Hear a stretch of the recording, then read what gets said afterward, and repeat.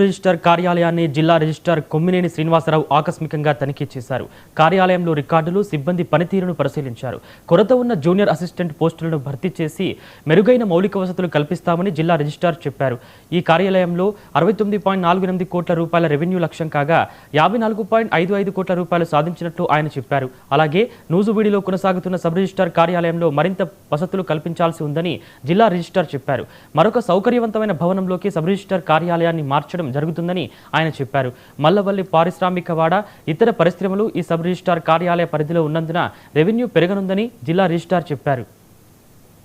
Nuzvid sub registrar కార్యాలయాన్ని ఈరోజు సందర్శించడం జరిగింది.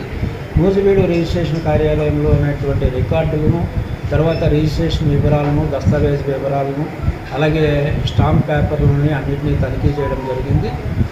రిజిస్ట్రేషన్ డాక్యుమెంట్లో కూడా స్టాంప్ డ్యూటీ, రిజిస్ట్రేషన్ ఫీజులు కరెక్ట్గా ఉన్నాయా లేదా అనేది చెక్ చేయడం జరిగింది. నూజివీడు సబ్ రిజిస్ట్రార్ కార్యాలయానికి వచ్చేటప్పటికి టార్గెట్ 69.48 కోట్లు కాగా 54.55 కోట్లు రెవెన్యూ అచీవ్ చేసి 78.51% రావడం జరిగింది. నూజివీడు సబ్ రిజిస్ట్రార్ కార్యాలయంలో పరిధిలో ప్రాంతం అంతా కూడా ఏపీ సిఆర్డీఏ పరిధిలో ఉండటం, తర్వాత మల్లవల్లిలో ఏపీఐఐసి కారిడార్ రావడం, అలాగే అప్ప అకాడమీ రావడం, ఇవన్నీ కూడా డెవలప్మెంట్కి దగ్గరగా ఉన్నాయి.